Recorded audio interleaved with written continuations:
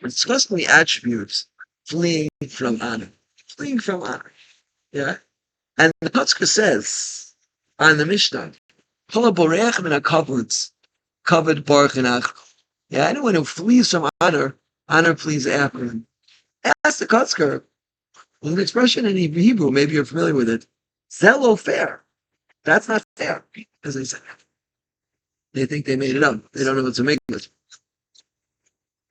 I don't want honor. I'm running away from it. So it's running after me. Says the Kotzker, running away from honor is not the right thing because then you're saying that it's something. So the right thing with honor is just to stand coldly and stare in the face and realize that it's not. But this is very difficult. As the Mishnah says, and the Bali Muslims say that it's in order. Jealousy. I should be jealous of anybody because this guy has a nice car. I should be jealous. I should give him a nice car. Yeah? Kina is not so hard to overcome. Taiva, it's a little bit harder. The pulls of Taiva are very strong. Kavod, that's very, very difficult. And the Rechavetz Chaim said, Kavod is the most dangerous because it's a spiritual feeling. It's a spiritual pleasure. And it takes away directly from your Olam Haba, which is spiritual war. So Kavod is very, very difficult.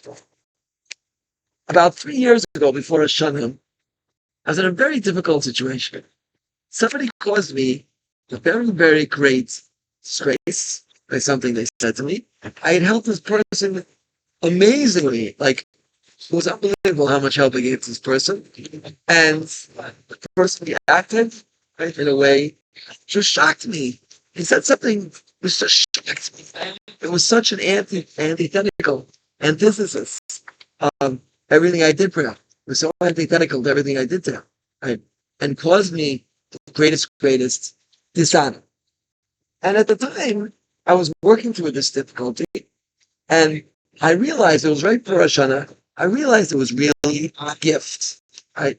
Because when we stand on front of Hashem, Hashanah, Asayis Mitzvah, Yom Kippur, the most important thing as we stand in our place and daven is the recognition we have no honor, right? As we say in the Kapitel Tzadikim, and Hashem will go. Hashem wears the cloak of honor.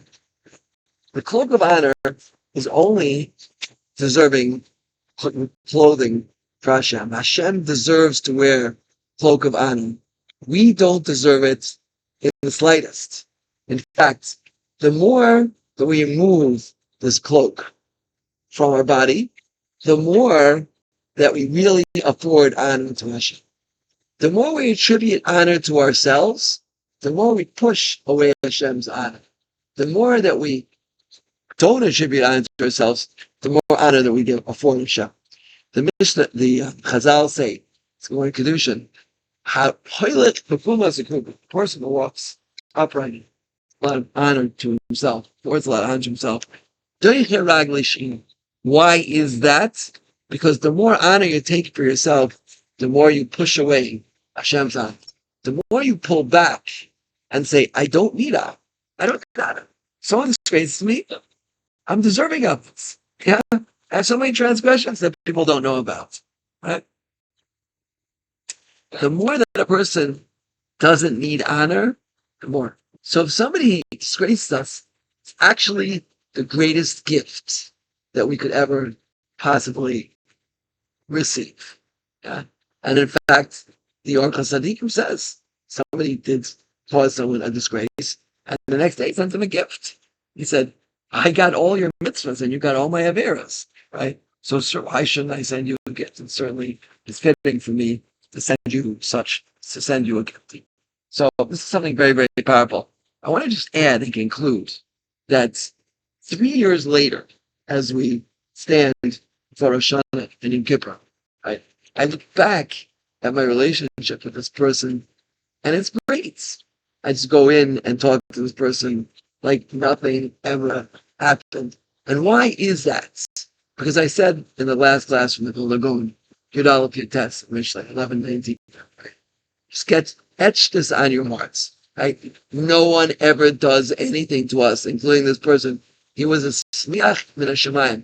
He was a messenger from heaven to make sure that I had a good Rosh Hashanah. Right? To make sure that I had a good Rosh Hashanah. I was once in America, and I called someone up and asked them if I could speak at their institution sometime. Right? It was right before Yom Kippur. And they said, Rabbi Travis, all you think about is your own ego. All you want to do is further your name and become famous and speak at as many places as possible. Right? You think nothing about life except for your own ego. And there's probably some truth in that statement. Yeah. I can't deny that I'm a human being. But I went into Yom Kippur feeling so cleaned out. Right? I felt so cleaned out. I felt so naki, like you come out of a shower, right? It's a hot, muggy day, high humidity in Israel, and you come in covered in sweat, and then you take a shower. You feel so good. I felt so good after that. Of course, it hurts, right? It hurt a lot, yeah. But when we have such an experience, the best thing we could do is close your mouth.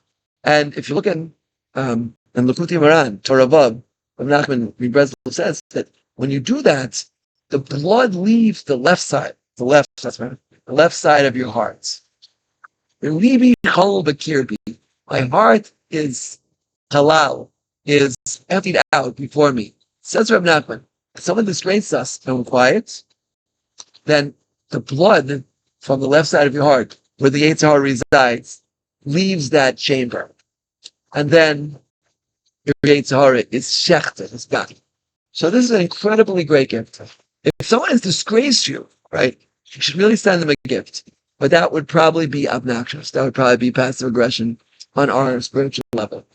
What we should do is just be quiet and accept it and realize that if you flee from honor and you recognize the only honor is Hashem's honor, then Hashem will look at you in a different light and you'll be written into the book of life for Tavshin Peidal Amen.